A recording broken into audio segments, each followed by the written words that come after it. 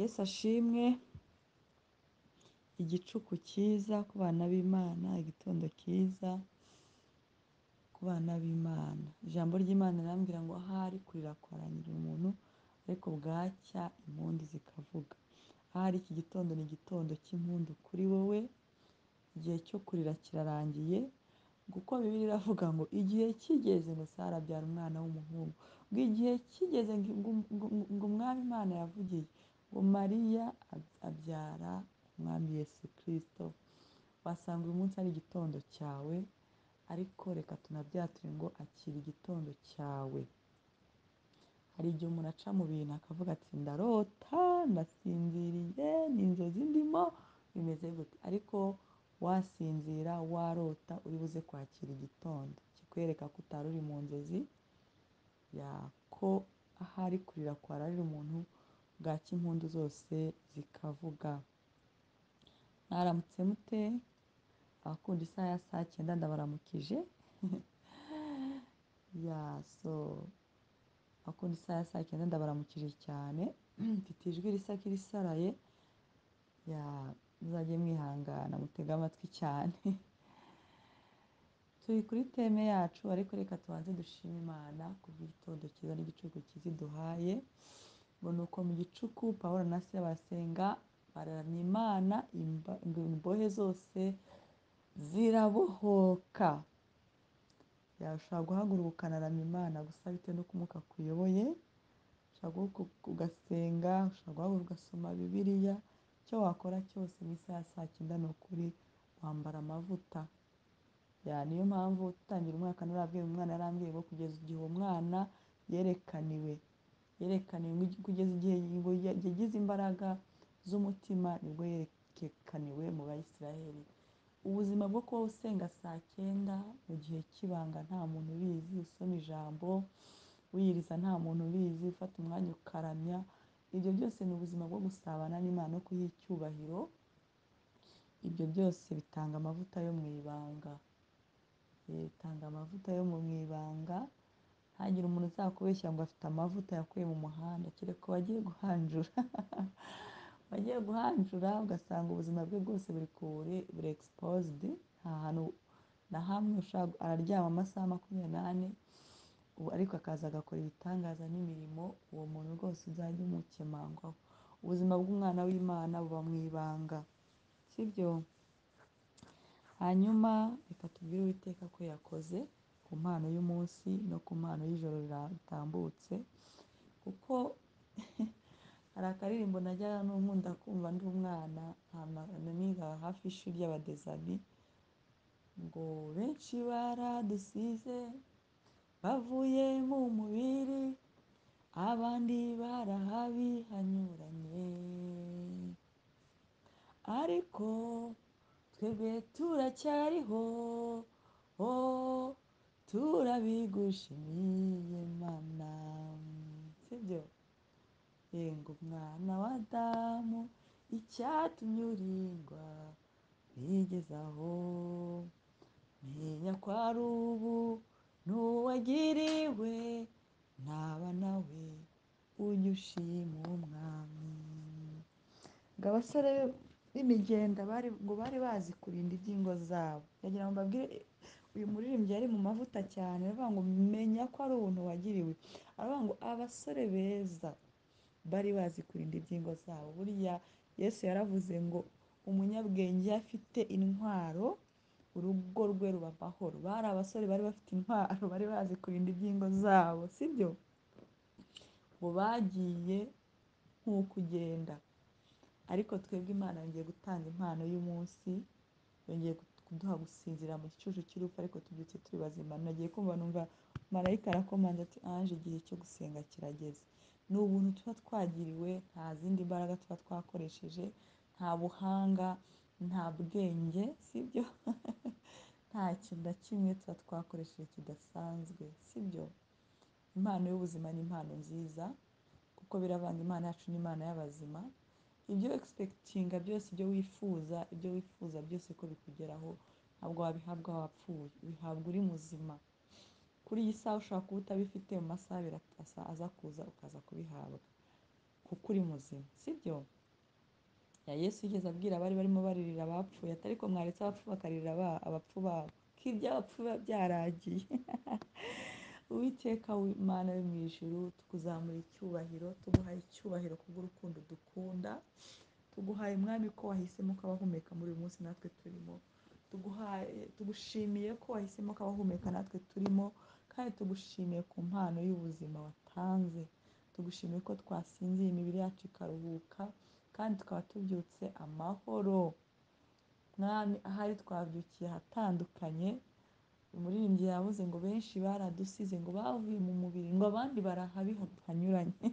Turagushima ko aho hose tutariyo, ntitwavuye mu mubiri, ntituri ahabi hanyuranye, ni ukuri turacyagushima ko turi bazima.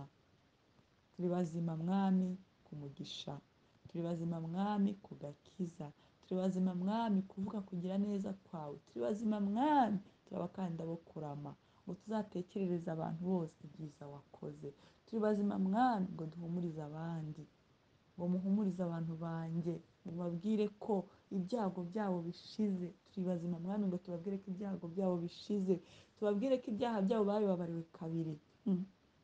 Turi bazima mwami ngo ni uko ngo turi ibyema bityaza ibindi, turi bazima ngo twongere tubwire abantu ko Uwiteka bakunda, ko umwami Imana bakunda, ko adahunikira.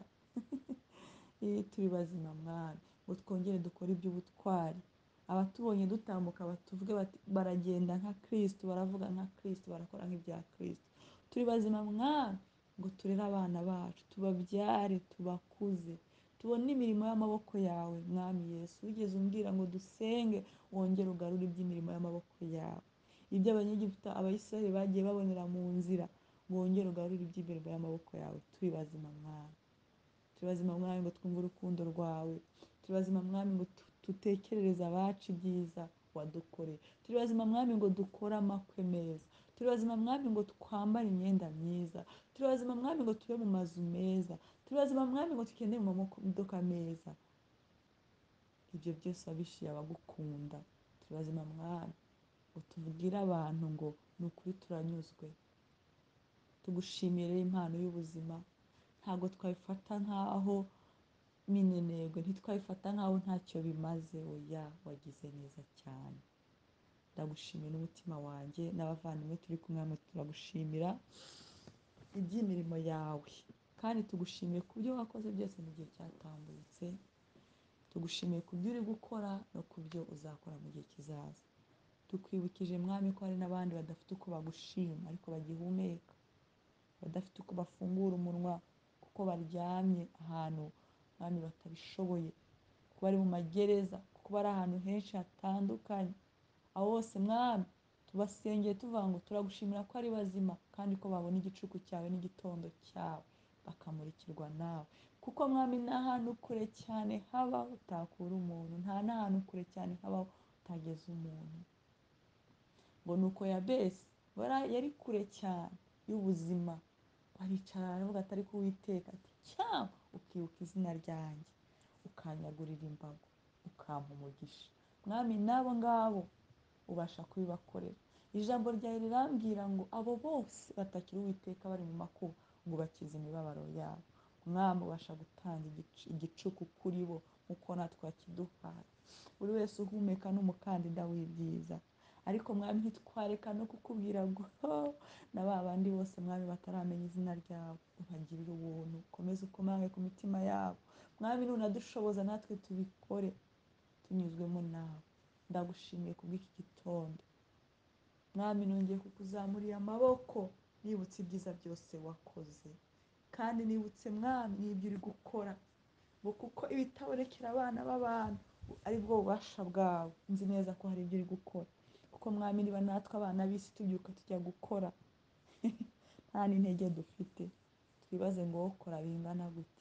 Urakora kandi nta bandi ukorera, ntukorera abamarayika. Ejo bundi nasomye ijambo ngo abamarayika bawe nabo urabahana ngo iyo batakoze ibyo ushaka, ariko ugakora amasaha 24 ugashyira ahandi imyaka 1000 ukorera umwana w'umuntu ngo amererwe neza. Gusa umuntu ni iki mwami kumwitaho? Ibyo abamarayika barabivuze neza ngo wabahinduye imiyaga, ngo ariko twebwe waduhinduye ibirimi by'umuriro. Umuntu ni iki kumwitaho? wamushyize munsi y'abamarayika ariko umuha icyubahiro kiruta icy'abamarayika. Turagushimira mwami ko umutima wawe utera ku bwacu, ko buri munsi utubwira ati muhumure, abo nahetse mukiri mu nda ya ba mama wanyu nzabakuza, muzakura nkibahetse, kandi ni ukuri muzagira imvi y'urugenzi nkibahetse. Muhumure, nzaringaniza ahataringaniye, muntabaze ndabatabara. Ngo ariko ibyo ntibihagije, nzava no ku ntebe yanjye y'icyubahiro nze mbacungure. Ni ukuri ni byinshi dufite twakubwira wakoze, n'ibisigaye uzabikora. Icyo atarakora si cyo cyamara imbaraga zo gushima, kuko ibyo yakoze nibyo byari bikomeye. Mwami, ibyo wakoze nibyo byari bikomeye. Ngo bari iyo migisha yose wibuke ibyo Imana yakoze, n'ibisigaye. Yosuwa ngo abatasi baraje baramubwira ngo Mana we, ngo ubwo bwoko twabubonye, ngo tumaze kubona ngo turireba tubona tumeze nk'inzige. Yosuwa abyumvishe neza n'amatwi ye meza, aravuga ati abo banyagwa badafite kuvertire ya Kristo tuzabarya nk'imitsima. Abo bantu batakebwe tuzabarya nk'imitsima. Ni ukuri dufite byinshi tugushimira, na biriya by'imbere tubona biduteye ubwoba tuzabirya nk'imitsima. ngo ese wa musozi we wiyita iki imbere ya Zerubabeli? Ese iyo misozi yiyita iki? Nguko imisozi igose Yerusalemu, niko Uwiteka agose abana be, niko atugose. Niyo mpamvu ibyo byose bituri imbere tuzabirya nk'imitsima, tuzabirya nk'imitsima. Turashimira Imana ko iduhaye imbaraga zo guhindura ibihugu byacu. Turashimira Imana ko iduhaye imbaraga z'aho dukandagiye hakaba hacu. Turashimira Imana ko iduhaye otorite n'ubudahangarwa. Dusubiye muri rya jambo ngo iby'abamarayika bivuze neza ngo ni imiyaga, ngo ariko twe yaduhinduye ibirimi by'umuriro. Rero turashima Imana ko aho dukandagiye abadayimoni bahunga, bakaba speechless, bakavuga ngo duhuriye he mwana w'Imana? Ko Kristo yaravuze ngo tuzakora nitwizera ibirenze ibyo yakoze. Duhagaze hano nk'ambasaderi ba Kristo. Uwiteka turagushimiye, ushimwe kandi uhabwe icyubahiro. Amen. Mvaga nakomeza gusenga, ariko ntibutse ko turi kuri topic ivuga ngo aho amategeko ya Kristo atandukaniye n'aya Mose. Ndabibutsa ko Aburahamu abaho yahawe kwizera bitavuye ku mategeko. Aburahamu ajya kurwanirira Loti, amaze gutsinda azanye iminyago, yafashe icy'icumi ahurira n'umwami gutaragira agase ntagira nyina, ngo ntiyari afite aho akomoka, ngo ni umwami witwa Melikisedeki. Arangije aramubwira ati ukwiriye icyacumi. Bibiliya iravuga ngo yari umwami w'i Salemu, bisobanura ngo amahoro. Ibyo byose byabayeho amategeko ataraza. Niyo mpamvu Bibiliya ivuga ngo amategeko yavuye ku bisate by'amabuye aza mu mitima yacu. Icyo gihe amategeko yari ku mutima wa Mose nako wa Aburahamu, yari ku mutima we, biri otomatikali, bitamusaba imbaraga, kuko yari afite impano yo kwizera. Kwizera bimeze n'ugusigwa, ukanyerera, ukagenda mu bintu utavunika. Muranyumva?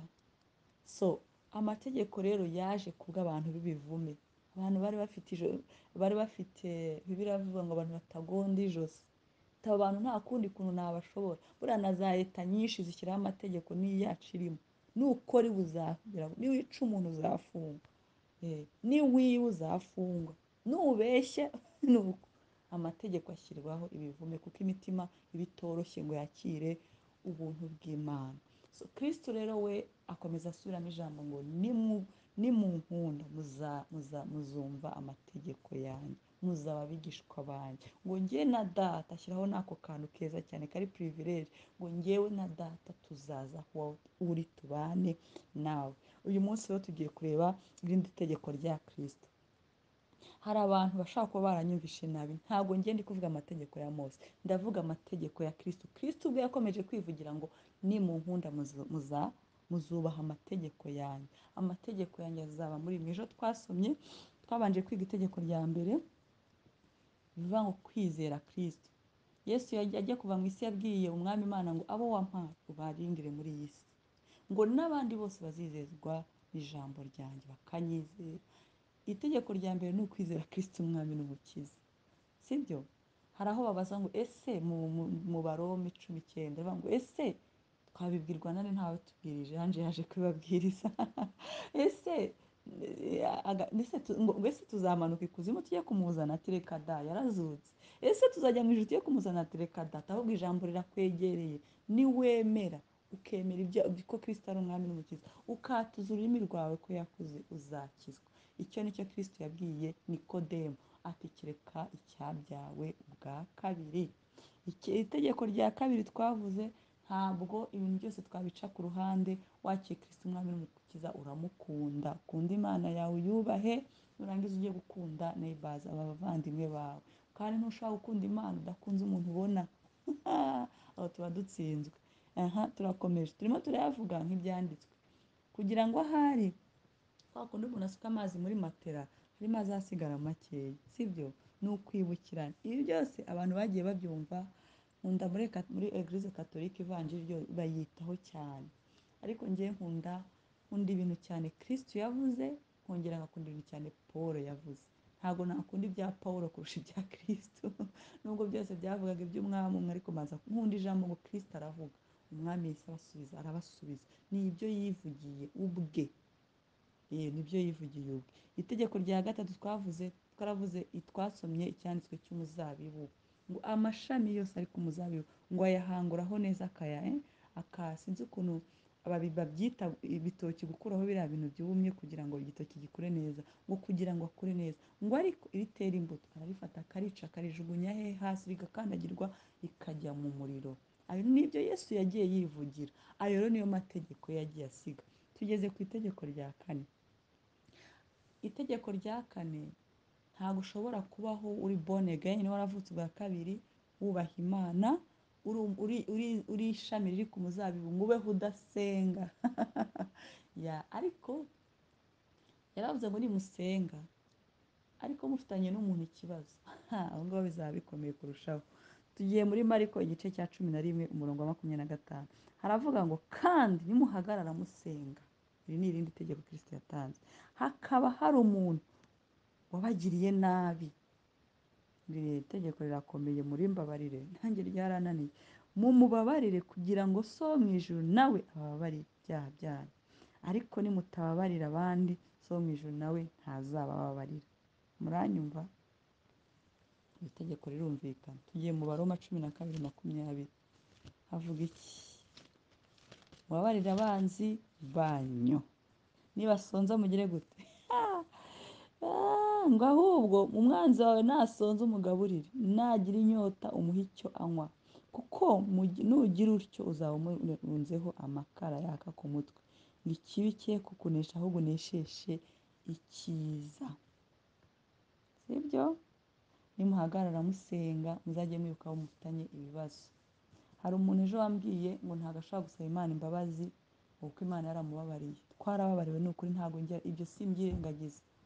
Ni nk'aho twinjiye mu kirere cy'imbabazi, sibyo? Ariko tugomba no kugira ubushake bwo kuzakira izo mbabazi, sibyo? Hari igihe ushobora nko kubabaza umuntu, ntushobore kumugira access ngo umusabe imbabazi, ukaba wabwira Imana uti njyewe nsabye Imana imbabazi ko nababaje uriya muntu, simbashe kumubona. Ese umuntu wapfuye wamusaba imbabazi? Umuntu yarapfuye waramuhemukiye, wamusaba imbabazi gute? Ariko hano Yesu arashaka ngo niba muhagaze, njyewe ubwo uwo muntu twajyaga impaka amubwira ni njyewe nkunda kwatura amaraso ya Kristo. Umuririmbyi ararimba ngo urebe mu ndiba y'umutima wanjye aho umwijima uri, ngo ukuremo ikintu cyose kitari cyawe. Niyo mpamvu hari ahantu mu Evangeliste de Jésus Christ bavuga umuntu watanze ariko agasigamo agasumari. Ni example batanze, agasigamo agasumari. Ariko Yesu aravuga ngo uw'isi nta cyanjye afiteho. Bivuga ngo hari igihe uba warakijijwe ariko uw'isi afite icyago ufiteho. Amaraso ya Kristo rero nicyo twayaherewe, yoza imitima, yoza ururimi, yoza umubiri, duhora twijandika. So rero buri munsi iyo watura amaraso ya Kristo ku buzima bwawe n'umutima wawe, ushobora no kwibuka umuntu wababaje utabiteganyije, ukagenda ukamubwira uti ni ukuri mbabarira. dufitanye n'abantu benshi urubanza, ariko uzamakinge shuwa neza ko ntarwo wowe wateje, ngo murwanye uruhande, mugire umwete wo kubana n'abantu bose amahoro, sibyo? Matayo 18 haravuga ngo iminota se ko yihuza, 18, 17 havuga iki? Haravuga ngo kandi niyanga, aha tugiye kuri 15 ngo mwene so nakugirira nabi ugende umumenyeshe icyaha cye mwiherereye. Mwene so nakugirira nabi ugende ukimumenyeshe, cyangwa se nawe nukimugirira nabi ugende umushake mwicare muganire, ngo nakumvira uzaba ubonye mwene so, ariko natakumvira umuteze undi cyangwa babiri. Bene se ariko Pawulo yigeze avuga ati ntimukajye mujya kuburanira mu batizera, mujye mujya mu bera bene wanyu, sibyo? Natakumvira umuteze undi cyangwa babiri, ngo n'ijambo ryose rikomere mu kanwa k'abagabo babiri cyangwa batatu, sibyo? Kandi niyanga kumvira abo uzabibwire itorero, niyanga kuryumvira naryo azakubeho nk'umupagani, sibyo? Cyangwa umukoresha w'ikoro. Nigeze numva agatemonyaje, iminota iragiye.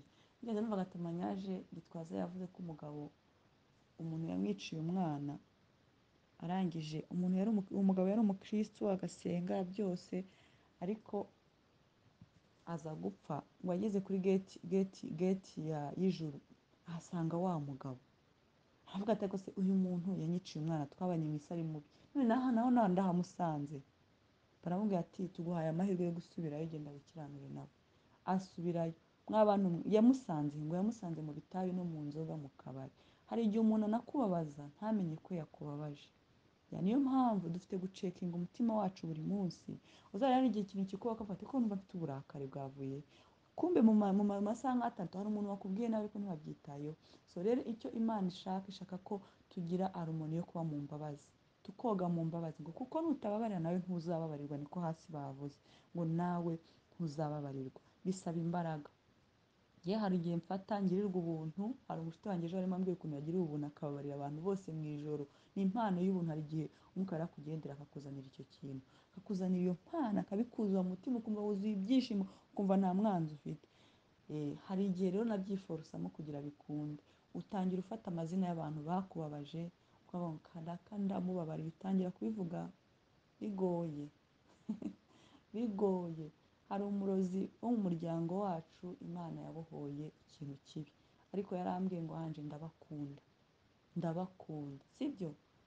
Yatubwiye ko adukunda. Urumva yaravuguruje isezerano yaragize mu isi y'umwijima. So rero Imana ishaka ko tubana mu mahoro, cyane cyane ko Bibiliya iravuga ngo mugire imigenzo myiza mu bapagani, ngo ariko ku munsi wabo wo guhindukira bazavuga ngo ni ukuri anje yarazi Imana. Imana ibidushoboze.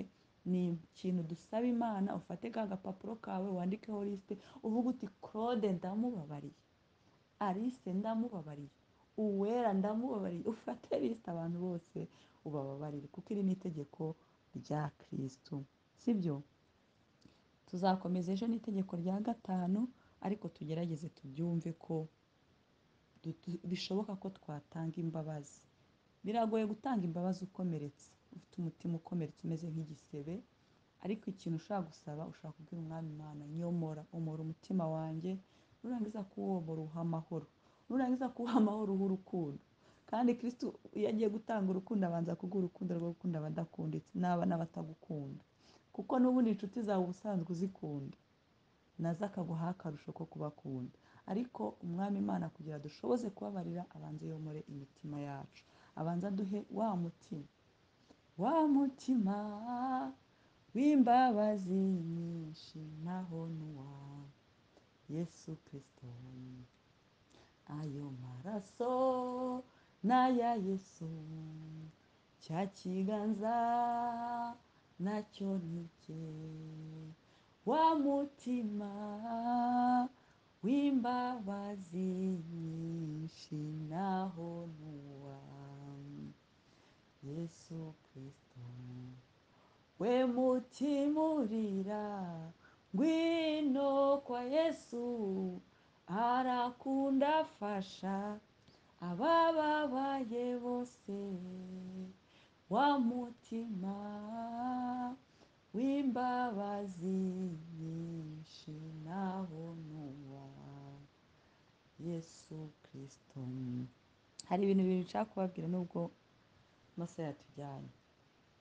Ntuzajya ubona umuntu akugirira nabi, ujye umenya ko aguha ibiri mu bubiko bw'umutima we, ujye umenya ko nawe atari we. Umuntu iyo arwaye amaso agenda ari gusitara, kandi hari n'ubwo asitara no ku bantu, ariko iyo yambaye rinete cyangwa amaso ye yakize abasha kureba. None umuntu utareba ubasha kumusaba ngo agende areba gute? Umuntu rero Yesu yaravuze ngo umuntu mwiza atanga ububiko bw'ubwiza buri mu mutima we, n'umuntu mubi atanga ububiko bw'ikibi kiri mu mutima we. Ndabasabye rero mwumve ko abantu bababaza, babagirira nabi, biba bitabavuyeho. Ni imbuto y'umwanzi iba yabatewemo iciye mu ntege nke zabo, cyane cyane ishyari, urwango. Umuntu rero bifite ujye umenya neza ko ari uwo kubabarira. Ariko ijambo rirambwira ngo batakira abo bose batakira Uwiteka bari mu makuba abakiza imibabaro yabo. Umwami Yesu arabohora. Sinarangiza ntashimiye abantu ejo bemeye kujya muri groupe, bamwe nabashyizemo ku ngufu, abandi narababwiye, hari nabo nari nzi ko batari bunyangire kuva dutangira uyu murimo. Uwiteka aduhana umugisha. Reka tuvuge ngo uyu munsi Imana yo mu ijuru nsenga iringaniza ahataringaniye. Umugisha w'Uwiteka ubabeho, muhinduke umugisha, kandi muhabwe kumvirwa na feva y'Imana. Uburinzi bw'Uwiteka bubabeho mu izina rya Yesu Kristo. Ndabakunda, sibyo? Mumedite ku ijambo ryo kumva ko hazamo kubabarira bituruke kwiyunga n'Imana. Nawe ujye uvuga uti uyu munsi urubanza ruciwe, isi ikarangira, nataha mu bwami bw'ijuru. Ni ukubaho nk'umuntu uzaba ejo. Gusa reka tuteye kubivuga gutya, tuzarama, dutekereze abana bacu n'abuzukuru ibyo Uwiteka yakoze, kandi tuzava muri iyi si turangije misiyo Imana yaduhaye. Ndabakunda, be blessed.